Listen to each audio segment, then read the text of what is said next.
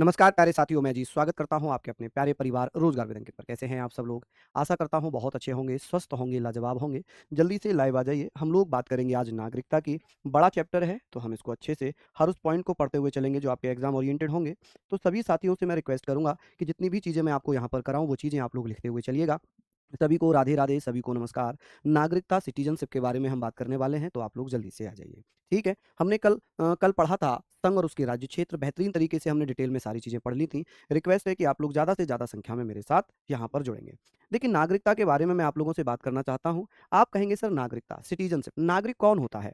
नागरिक हम उसे कहेंगे किसी देश में रहने वाले व्यक्ति को समस्त मौलिक अधिकार एवं मानवीय अधिकार प्रदान किए जाएं, वह व्यक्ति उस देश का नागरिक कहलाएगा। लिखना नहीं है, बस समझ जाना है कि नागरिक होता कौन है, सिटीजन कौन होता है। किसी भी देश में रहने वाले व्यक्ति को उस देश के सभी मौलिक एवं राजनीतिक अधिकार प्रदान किए जाते हों, वह व्यक्ति उस देश का नागरिक कहलाएगा, सिटीजन कहलाएगा। यानी कि अगर मैं भारत का नागरिक हूं तो मुझे भारत के अंदर मेरे मौलिक अधिकार एवं मुझे राजनीतिक अधिकार प्रदान किए जाएंगे भारत सरकार के द्वारा, तो भैया मैं भारत का नागरिक हूं। यदि मुझे मुझे भारत में रहते हुए ना तो मौलिक अधिकार सारे मिल पाए, ना ही राजनीतिक अधिकार मिल पाए, इसका मतलब यह है कि मैं भारत का राजनीतिक अधिकारी नहीं हूं। मैं राजनीतिक रूप से या मौलिक अधिकारों से वंचित हूं, तो मैं भारत का नागरिक नहीं हूं। ठीक है जी, चलिए। बात आती है कि भैया ये बताइए, नागरिकता भारतीय संविधान के किस भाग में दी हुई है? आप कहेंगे सिटीजनशिप। आप यहां पर बताएंगे सर भाग 2। भाग 2 में नागरिकता का प्रावधान है। किसका प्रावधान है? नागरिकता का प्रावधान है। और भाग 2 में जो आर्टिकल्स दिए हुए हैं वो आर्टिकल्स 5 से 11 तक हैं। 5 से 11 तक है। और मैंने आप लोगों को ये भी बताया था, ये मैंने आप लोगों को बताया था, नोट में लिखवाया भी था जब मैंने संविधान का निर्माण पढ़ाया था कि सर 26 नवंबर 1949 में नागरिकता से संबंधित कुछ अनुच्छेद लागू किए गए थे। कौन कौन से? तो आप कहेंगे सर नागरिकता संबंधी, यानी कि नागरिकता से संबंधित, रिलेटेड टू द सिटीजनशिप, संबंधित संबंधित अनुच्छेद कौन कौन से थे जिन्हें लागू किया गया था? मैं देखना चाहता हूं कि आप लोगों ने कितना रिवाइज किया है कि सर 26 नवंबर 1949 को नागरिकता से संबंधित कौन कौन से अनुच्छेद थे जिन्हें लागू किया गया था? 5, 6, 7। आप कहेंगे सर 5, 6, 7, 8 और 9। ये वो आर्टिकल हैं जिन्हें 26 नवंबर 1949 में लागू किया गया। कि सर नागरिकता के कौन कौन से आर्टिकल थे जिन्हें 26 नवंबर 1949 में लागू किया गया था? तो वो 5, 6, 7, 8, 9, 10 और 11 जो आर्टिकल हैं वो 26 जनवरी 1950 को लागू हुए, लेकिन 26 नवंबर 1949 में 5, 6, 7, 8, 9 ये आर्टिकल्स लागू कर दिए थे। तो इनको भी आप लोग भैया अच्छे से नोट डाउन कर लेना। इनको बेहतरीन तरीके से आप लोग नोट डाउन कर लेना कि सर ये बताएं, भारत में जो नागरिकता है, भारत की नागरिकता कहां से प्रेरित है, इंस्पायर्ड कहां से है? आप कहेंगे ब्रिटेन से। ब्रिटेन में किस प्रकार की नागरिकता चलती है? एकल नागरिकता चलती है। आप क्या कहेंगे सर? एकल नागरिकता चलती है। तो आप कहेंगे सर एकल नागरिकता, सिंगल सिटीजनशिप की व्यवस्था है। जबकि अमेरिका में कैसी व्यवस्था चलती है? आप कहेंगे जबकि अमेरिका में किस प्रकार की नागरिकता है? आप कहेंगे सर अमेरिका में दोहरी नागरिकता चलती है। कौन सी दोहरी नागरिकता? जिसे हम डुअल सिटीजनशिप कहते हैं। नागरिकता जिसे हम क्या बोलते हैं? Dual citizenship. आप यहां पर बताएंगे कि सर दोहरी नागरिकता का प्रावधान कहां पर है? तो भैया अमेरिका में दोहरी नागरिकता है, जबकि भारत में ये एकल नागरिकता का प्रावधान कहां पर है? ये जो सिंगल सिटीजनशिप है इसका प्रावधान ब्रिटेन और भारत में है। कि भैया भारत में किस प्रकार की नागरिकता चलती है? तो भारत में एकल नागरिकता, सिंगल सिटीजनशिप चलती है। अब बात यहां पर आती है, चलिए जल्दी जल्दी से बताइए। यहां पर हम बात कर रहे हैं कि सर जो नागरिकता है, नागरिकता का प्रावधान संविधान के किस भाग में दिया हुआ है? भाग 2 में। कौन कौन से आर्टिकल है? 5 से लेकर 11 तक। नागरिकता कहां से प्रेरित है? ब्रिटेन से। ब्रिटेन के संविधान को हम यूके कॉन्स्टिट्यूशन कहते हैं। कि भारत में किस प्रकार की नागरिकता? एकल नागरिकता। ये एकल नागरिकता का प्रावधान हमने कहां से लिया? ब्रिटिश कॉन्स्टिट्यूशन से, या आप कहेंगे सर ब्रिटेन के संविधान से। अमेरिका में कैसी नागरिकता चलती है? आप कहेंगे सर अमेरिका में किस प्रकार की नागरिकता है? तो अमेरिका में दोहरी नागरिकता है, डुअल सिटीजनशिप आप इसे कह सकते हैं। इसे क्या कह सकते हैं जी? इसे डुअल सिटीजनशिप आप कह सकते हैं। क्या कहेंगे सर? डुअल सिटीजनशिप इसे कह सकते हैं। आई होप आपने ये सारे पॉइंट लिख लिए होंगे। डुअल सिटीजनशिप, ठीक है, की व्यवस्था है। चलिए ये सारे पॉइंट आप लोगों ने लिख लिए, व्यवस्था है। चलिए अब आप भारत से कहीं दूसरी जगह जाते हैं। एकल नागरिकता, दोहरी नागरिकता का मैं मतलब बताता हूं। आप भारत से कहीं बाहर जाते हैं, आप भैया चाहे उत्तर प्रदेश के रहने वाले हैं, लेकिन आप विदेश में गए, आप ऑस्ट्रेलिया गए, आप ये कहोगे मैं यूपी से आया हूं? नहीं, आप क्या कहोगे? मैं भारत से आया हूं, मैं इंडिया से आया हूं। ठीक है, आपके पास आधार कार्ड केवल एक होगा, आपके पास आधार कार्ड क्या होगा? एक होगा। लेकिन अगर मैं बात करूं अमेरिका की, तो अमेरिका में क्या है, जिस राज्य का वो रहने वाला नागरिक है, उस राज्य की नागरिकता भी और अमेरिका की भी, यानी कि डुअल सिटीजनशिप हो गई वहां पर, कि भाई अमेरिका में न्यूयॉर्क का रहने वाला है तो न्यूयॉर्क का भी और अमेरिका का भी। ठीक है जी, ये सारे पॉइंट आपने लिख लिए। चलिए देखिए, अब मैं आपको, एक बच्चा कह रहा है सर ब्लैक बोर्ड रखो, मैं आपको ये समझाने का प्रयास करता हूं, क्योंकि अब आप देख रहे होंगे कि सारे टीचर्स ही व्हाइट बोर्ड पर करा रहे हैं, इसका मतलब कुछ ना कुछ तो कारण होगा। ऐसे थोड़ी एकदम से black black board, black background से हम व्हाइट पर आ गए। इसका सबसे बड़ा कारण है कि आज की डेट में बच्चों की आंखों की रोशनी कम होना, आंखों में दिक्कत होना। तो सारे जो हमारे डॉक्टर्स हैं, जो हमारे कंसल्टेंट हैं, उनसे डिस्कस किया गया। उसके बाद डॉक्टर्स ने ये सलाह दी है कि बच्चा बैकग्राउंड ब्लैक पर तो पढ़ रहा है, उसे बड़ा अच्छा लग रहा है, मजा आ रहा है, ब्लैक पर सब कुछ साफ दिख रहा है, लेकिन वही हानिकारक है। डॉक्टर्स ने कहा है कि आप ब्लैक पर मत पढ़ाइए, ब्लैक पर मजा तो आएगा बच्चे को, लेकिन बच्चे की आंखों की रोशनी कम हो जाएगी, रोशनी कम हो जाएगी, दर्द होगा आने वाले समय में, समस्या हो जाएगी। इस कारण डॉक्टर्स की सलाह पर आरडब्ल्यू परिवार ने यह डिसीजन लिया है, कि भाई इन बच्चों की आंखों पर दिक्कत नहीं होनी चाहिए। इसलिए सभी टीचर्स ने, तभी तो भैया व्हाइट बैकग्राउंड लिया है, कोई अचानक से कोई ले लेगा या एक टीचर करेगा, दो टीचर नहीं, सारे टीचर्स इसीलिए व्हाइट बैकग्राउंड पर आ गए कि भाई बच्चों को दिक्कत ना हो। ठीक है, अब आपको लग रहा होगा कि भाई ये तो बहुत ज्यादा लाइट पड़ रही है, हमारी आंखों में चकाचौंध लग रही है, दर्द हो रही है, तो डॉक्टर से कंसल्ट हुई इस बारे में, तो डॉक्टर्स ने यही सलाह दी है कि बच्चों को हैबिट हो गई ब्लैक की, अब वो एकदम से टर्न हो रहे हैं व्हाइट पर, तो उन्हें ये महसूस हो रहा है कि ये चमक है, ये चमक है, आंखों में दर्द महसूस होगा बच्चों को। उन्होंने, डॉक्टर्स ने कहा कि अगर आप इस पे पढ़ा रहे हैं तो बच्चे ये भी कहेंगे कि आंखों में दर्द हो रहा है, आपको एक दो बच्चे को लग भी रहा होगा आंखों में थोड़ा सा दर्द या थोड़ा हार्डनेस, लेकिन ये एक दिन दो दिन होगा। क्यों? क्योंकि हैबिट हमारी ब्लैक पर थी, तो हैबिट चेंज होने में दिक्कत होती है। ठीक है, समझ गए? तो ये एकदम से व्हाइट है, आपको समझ में भी आ रहा होगा, क्लियर भी दिख रहा होगा, और आंखों पर भी आपकी कोई भी नुकसान नहीं होगा। क्लियर है? ठीक है, ब्लैक पर मेडिकल में प्रॉब्लम हो रही है बच्चों को, समझ रहे हैं आप लोग कि भाई आंखों में दिक्कत होती है, सब कुछ होता है, इसीलिए हम व्हाइट पर आ गए, चलिए बहुत बढ़िया, यहां तक आप लोग पढ़ लीजिए। आगे बात करें, अब बात आती है भैया नागरिकता कैसे प्राप्त कर सकते हैं। नागरिकता प्राप्त करने के 5 प्रकार हैं। आप कहेंगे सर नागरिकता प्राप्त करने के 5 प्रकार हैं, आप कहेंगे हेडिंग रहेगा नागरिकता, नागरिकता,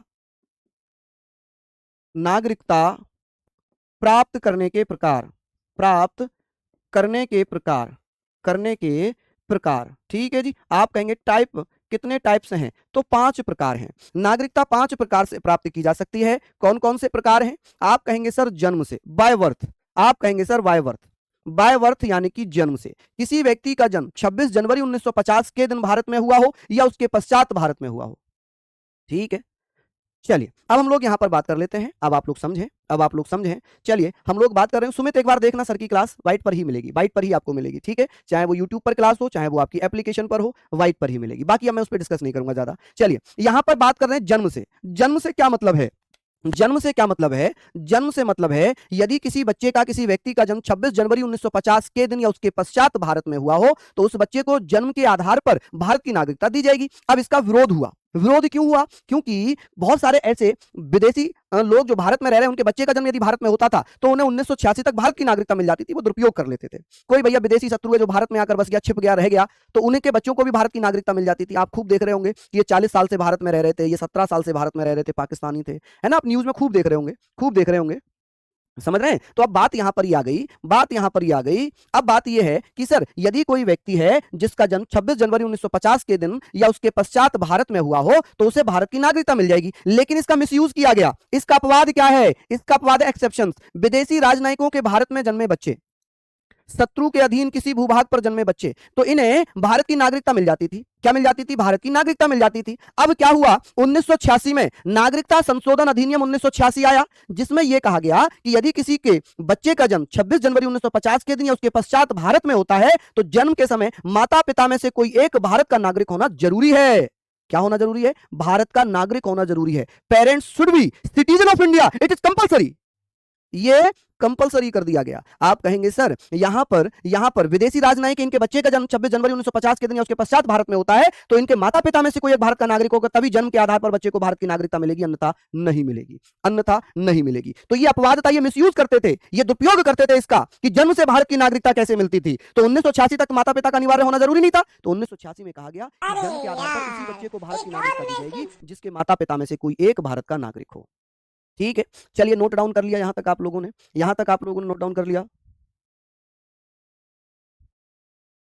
चलिए आगे बात करें। लिख लीजिए, मैं तो बहुत साइड हूँ भाई, मैं तो बहुत साइड हूँ, और कितना साइड हो जाऊँ बताइए, सब कुछ तो दिख रहा है आपको, सब कुछ तो दिख रहा है। हाँ जी, लिख लिया।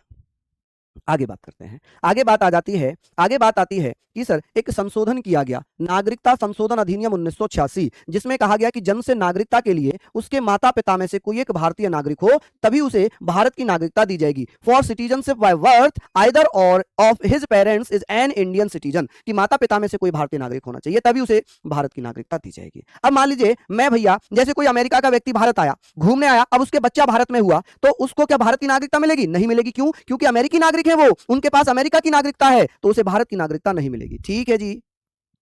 अब एक बच्चा कह रहा है सर सीमा हैदर का जवाब दो, हालांकि मैं आगे एग्जांपल में ले लेता सीमा हैदर को, अभी उसको आगे एग्जांपल में लूंगा। ठीक है। वंश परंपरा, वंश परंपरा का मतलब है कि विदेश में किसी का जन्म, किसी व्यक्ति का जन्म, किसी व्यक्ति का जन्म, किसी व्यक्ति का जन्म 26 जनवरी 1950 को या उसके बाद हुआ हो। वाई डिसेंट, भारत की नागरिकता कैसे मिलेगी? देखिए, समवन बोर्न अब्रॉड ऑन और आफ्टर जनवरी 26 1950, 26 जनवरी 1950 के बाद यदि किसी का जन्म विदेश में हुआ हो और जन्म के समय माता पिता में से कोई एक भारत का नागरिक हो तो उसे भारत की नागरिकता मिल जाएगी। अब मान लीजिए मैं विदेश में गया, मैं अमेरिका गया, मैं अमेरिका में रह रहा हूं, मेरे बच्चे का जन्म अमेरिका में हुआ, मेरे पास भारत की नागरिकता है, तो मेरे बच्चे को भारत की नागरिकता वंश परंपरा के आधार पर मिलेगी। किसके आधार पर? वंश परंपरा के आधार पर मिलेगी। ठीक है। आगे हम बात करते हैं कि सर जो वंश परंपरा है, वाई डिसेंट है, इसका मतलब है कि यदि आप कोई घूमने चले गए, तो यदि आप घूमने चले गए, मान लो जैसे ये रोहित बॉय, रोहित है, एनसीसी बॉय रोहित, ये घूमने चला गया, घूमने चला गया कहां?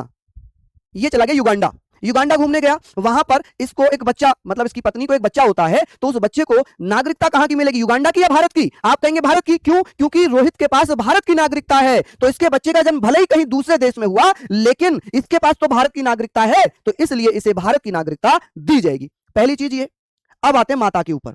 माता के ऊपर मान लीजिए मैं और मेरी वाइफ, हम दोनों एक साथ रहते हैं, अब मेरा तलाक हुआ है और मेरी वाइफ जो है प्रेग्नेंट है, मान लीजिए 6 महीने 7 महीने की वो प्रेग्नेंट है, मान लीजिए है नहीं, ठीक है, और तलाक भी नहीं हुआ मान लीजिए, मतलब मुझे मत मानिए, कोई मानिए ए और बी है, ठीक है, ए और बी है, ठीक है, उन दोनों की शादी हो गई। अब जो बी है वो स्त्री है और वो भैया गर्भवती है, वो घूमने के लिए ऑस्ट्रेलिया चली गई, कनाडा चली गई, अब कनाडा के वहां पर बच्चा होता है, कनाडा में बी को बच्चा होता है, ठीक है, और बी तलाक लेकर गई अपने पति से, जाहिर सी बात है पिता तो है ही नहीं, अब तो माता ही माता है, तो माता की नागरिकता भारत की है, तो माता की नागरिकता के आधार पर भी उस बच्चे को जिसका जन्म कनाडा में हुआ था भारत की नागरिकता दी जाएगी। ठीक है, किसकी नागरिकता दी जाएगी? भारत की नागरिकता दी जाएगी। मान लो जैसे प्रियंका चोपड़ा है, बहुत अच्छा एग्जाम्पल याद आया, प्रियंका चोपड़ा है, इन्होंने निक जॉनसन से शादी कर ली, पता नहीं क्यों कर ली, भारत में क्या हीरो नहीं थे, भारत में क्या लड़के नहीं थे, पता नहीं क्यों इन्हें मॉडल्स को विदेशी क्यों पसंद आते हैं इतने, इन्होंने किससे? निक जॉनसन से शादी कर ली, भैया उनका अपना मैटर है, ये राइट टू फंडामेंटल राइट है, आर्टिकल 21, जिससे मन चाहे उससे शादी करें।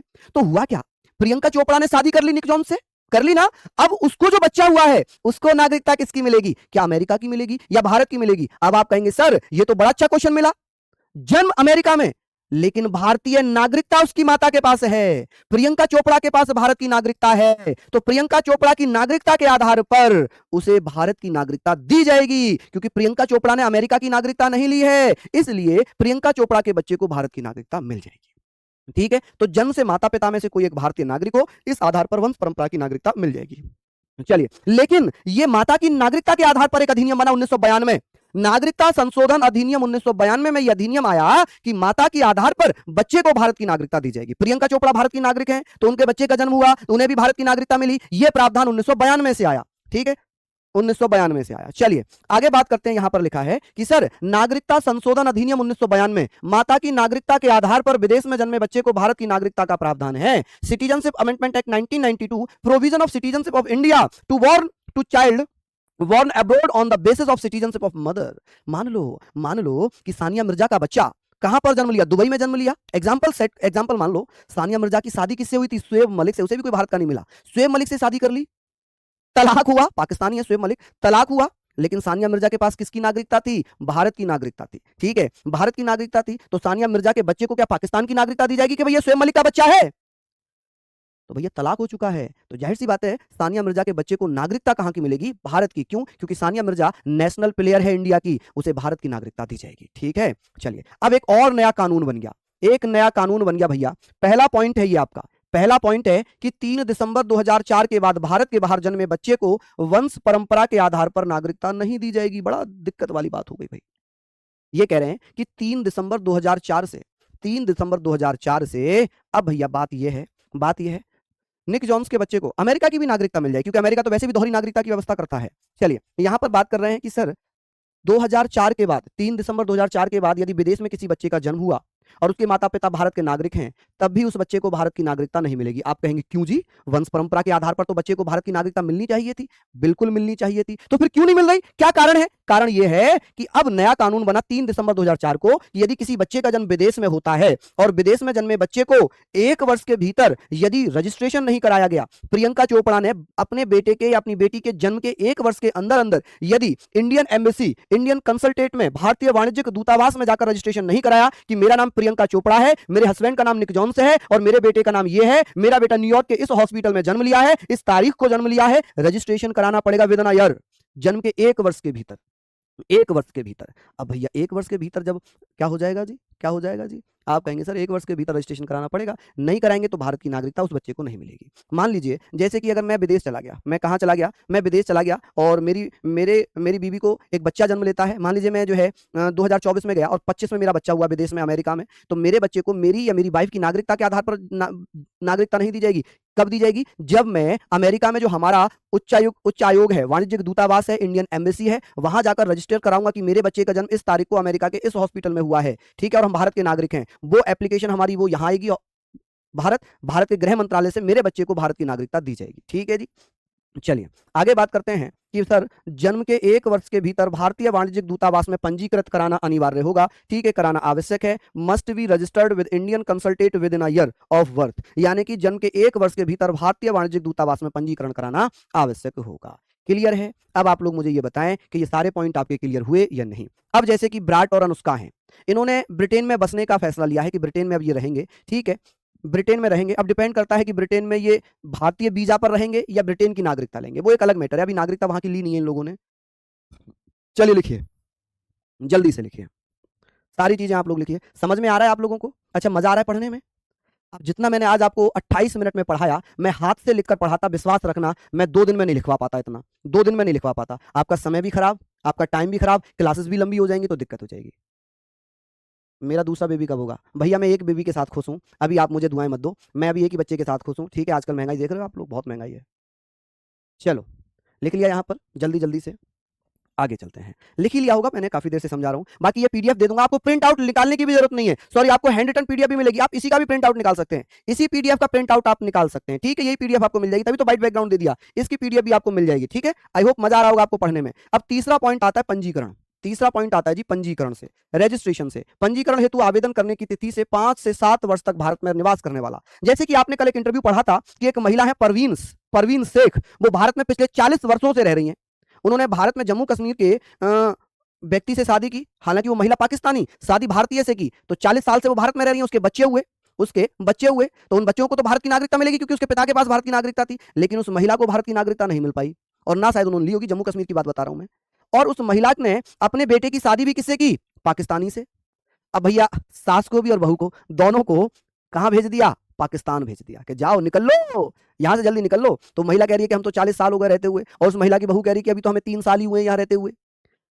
तो पत्रकार ने पूछा कि आपने भारत की नागरिकता क्यों नहीं ली? तो महिला कह रही है कि जी कम से कम 7 साल हमें यहाँ रहना पड़ेगा, तब हमें भारत की नागरिकता मिलेगी। ठीक है, तो उसको भारत की नागरिकता नहीं मिली। तो अगर कोई विदेशी महिला भारत की नागरिकता लेना चाहती है, कोई विदेशी व्यक्ति भारत की नागरिकता लेना चाहता है, तो उसके लिए उसे आवेदन करना पड़ेगा। 5 से 7 साल भारत में रहना पड़ेगा, और आवेदन जिस दिन वो करेगा, जिस दिन एप्लीकेशन भरेगा, उससे 1 साल पूर्व वो लगातार भारत में रह रहा हो।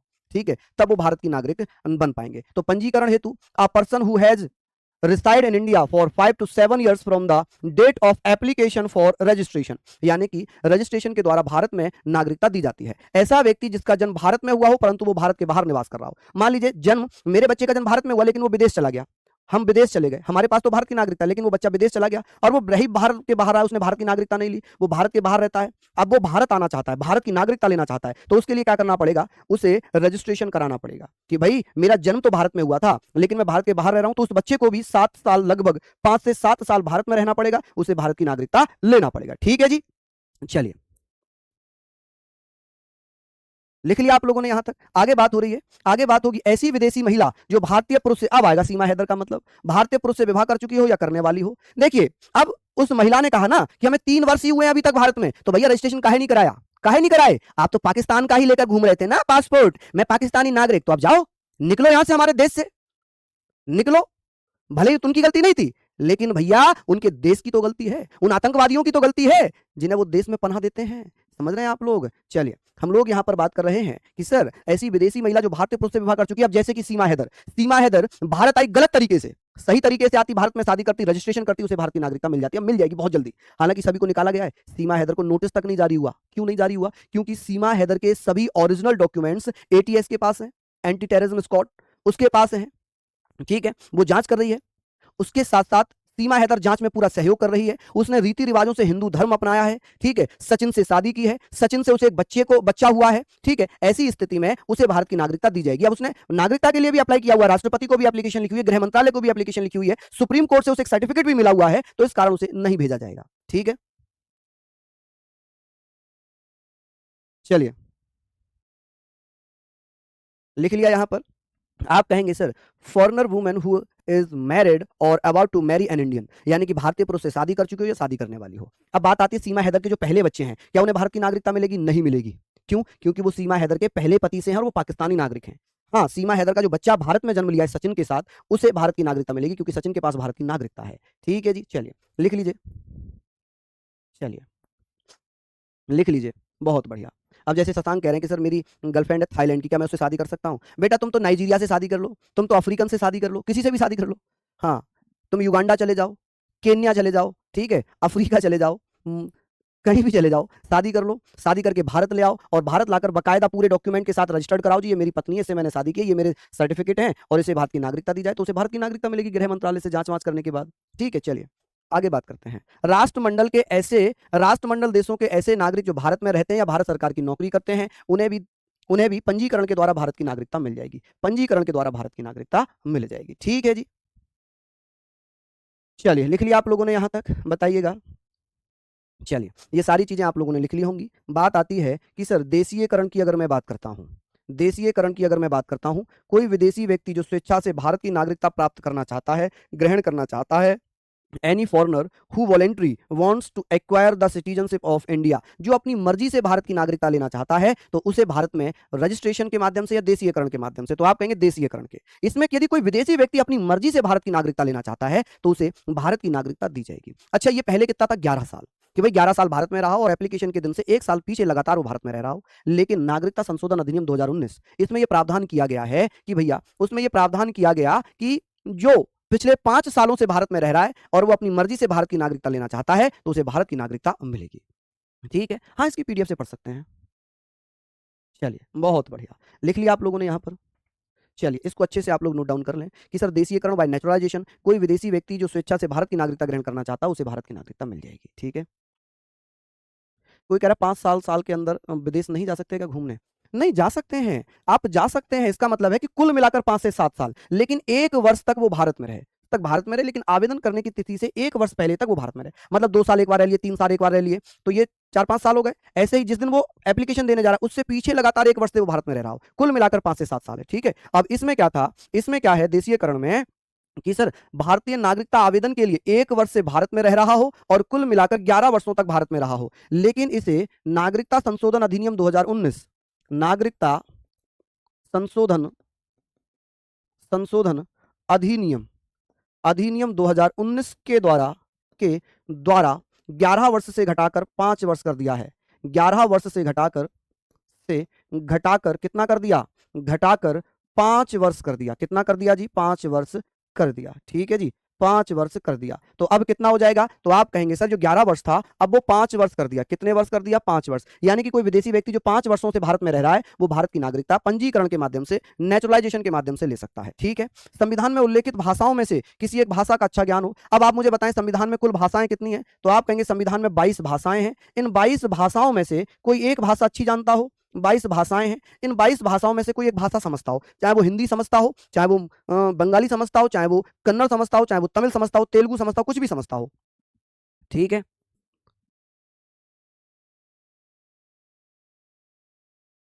चलिए, बहुत बढ़िया नीलेश। लिख लिया आपने कि भैया पंजीकरण के माध्यम से उसी विदेशी व्यक्ति को नागरिकता दी जाएगी जो अपनी मर्जी से भारत की नागरिकता लेना चाहता है, जो पिछले 1 वर्ष से लगातार भारत में रह रहा है और कुल मिलाकर 5 वर्ष भारत में रह रहा है। पहले 11 वर्ष था, अब कितना कर दिया? 5 वर्ष। संविधान में जो 22 भाषाएं उनमें से किसी एक भाषा को अच्छे से जानता हो, समझता हो। ठीक है, समझता हो, जरूरी नहीं वो लिखना जानता हो, समझता हो, बोलता हो। ठीक है, हाँ जी, चलिए, बहुत बढ़िया। महेश यादव बिल्कुल सफिशियंट हैं, बिल्कुल। आप चाहे एसआई पढ़ रहे हो, चाहे कांस्टेबल पढ़ रहे हो, चाहे जीडी पढ़ रहे हो, कुछ भी पढ़ रहे हो, सफिशियंट नोट्स हैं, मोर देन सफिशियंट है ये। ठीक है, चलिए, पांचवा प्रकार क्या है? पांचवा प्रकार है जी भूमि अर्जन। भूमि अर्जन वाय एक्विजिशन ऑफ लैंड। अब जैसे क्या है, भारत पाकिस्तान पर हमला करेगा और पाकिस्तान के कंट्रोल में जो ऑक्युपाइड कश्मीर है, पाकिस्तान अधिकृत कश्मीर, उसको यदि हम भारत में मिलाते हैं तो वहां पर रहने वाले लोगों को भारत की नागरिकता अपने आप दी जाएगी। ठीक है भैया अमन सिंह, धन्यवाद। तो आप कहेंगे सर, भारत सरकार द्वारा किसी नए भूभाग को अर्जित कर भारत में विलय कर लिया हो, government of India acquired any new territory and merge it with India, कि भैया किसी भूभाग को भारत में शामिल कर लिया हो तो उस भूभाग पर रहने वाले लोगों को भारत की नागरिकता दी जाएगी। ठीक है, चलिए, अब बात आती है कि सर कैसे कैसे अब पीओके को भारत शामिल कर लेता है। ठीक है, वैसे तैयारी हमारी पूरी हो चुकी है। हो सकता है कि 1-2 दिन में भारत जो है अटैक कर दे, आतंकवादियों को मारने के लिए पाकिस्तान के आतंकी ठिकानों पर भारत हमला कर दे, या पाकिस्तान जम्मू कश्मीर, जो पाकिस्तान के कंट्रोल में जम्मू कश्मीर है, पाकिस्तान अधिकृत कश्मीर है, यदि उसे भारत ले लेता है तो उस पर रहने वाले लोगों को भारत की नागरिकता मिल जाएगी। क्यों? क्योंकि ये ऐसा प्रावधान इसमें दिया हुआ है। ठीक है, अब नागरिकता का अंत कैसे होगा? नागरिकता का अंत कैसे होगा? सर विदेश में कितने सालों तक रह सकते हैं? भैया आपके वीजा पर डिपेंड करता है, आप किस वीजा पर जा रहे हो। लेकिन आपको भैया अब भारत में जो मंत्रालय है, गृह मंत्रालय, जो मिनिस्ट्री ऑफ अफेयर्स है, ठीक है, वहां पर उसको बताना पड़ेगा कि मैं इस देश में इतने दिन के लिए जा रहा हूँ। वीजा पर उसे परमिशन मिल जाएगी, जैसी परमिशन खत्म होगी वो परमिशन बढ़ाता रहेगा और इन्फॉर्म करता रहेगा कि मैं इस देश में हूँ, तब तो उसे भारत की नागरिकता मिलती रहेगी, बनी रहेगी। ठीक है, अब बात आती है नागरिकता का अंत कैसे होता है। नागरिकता का अंत कैसे होता है? ठीक है, एंड ऑफ सिटीजनशिप। आप कहेंगे सर 3 प्रकार से अंत हो जाता है, परित्याग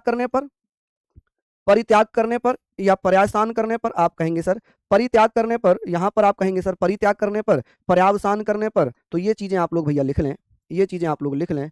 चलिए, बहुत बढ़िया, हमने यहां पर पढ़ लिया कि सर वंचित किया जाना डिप्रीवेशन है, पर्यावसान टर्मिनेशन है, और परित्याग यानी कि रेन्यूसिएशन होगा, अपनी मर्जी से भारत की नागरिकता त्यागना, अपनी मर्जी से भारत की नागरिकता को त्याग देना। पर्यावसान टर्मिनेट कर देना किसी की नागरिकता को जिसने गैर कानूनी तरीके से भारत की नागरिकता ली है। ठीक है, भारत की नागरिकता गैर तरीके से ले ली, जैसे कि पंजीकरण या देशीयकरण के माध्यम से भारत की नागरिकता ले ली और नागरिकता लिए हुए उसे अभी 5 साल नहीं हुए, इस बीच किसी दूसरे देश का जो नागरिक भारत की नागरिकता लेता है, उस देश में यदि उसे 2 साल की सजा हो जाती है तो उसकी भारत की नागरिकता खत्म हो जाएगी, टर्मिनेट हो जाएगी। ठीक है, वंचित किए जाने पर, यदि कोई भारत का नागरिक है, युद्ध के समय पाकिस्तान का सपोर्ट करता है, तो उसकी भारत की नागरिकता खत्म हो जाएगी, वंचित कर दिया जाएगा। बोले पाकिस्तानियों से प्रेम दिखा रहे हो, चलो निकलो पाकिस्तान। यदि भारत का कोई भी व्यक्ति भारत की सेना से जुड़ी हुई कोई गोपनीय जानकारी किसी शत्रु देश को देता है, तब भी उसकी नागरिकता खत्म कर दी जाएगी। यदि कोई भारत का व्यक्ति हमारे संविधान का अनादर करता है, हमारे संविधान का अपमान करता है, हमारे राष्ट्रीय झंडे का अपमान करता है, तब भी उसकी नागरिकता खत्म कर दी जाएगी, समाप्त कर दी जाएगी। जैसे कि मैं अमरोहा से आता हूं, उत्तर प्रदेश के, मेरा जिला अमरोहा पड़ता है, गजरौला का मैं रहने वाला हूं। हमारे गजरौला के पास में एक जगह पड़ती है हसनपुर।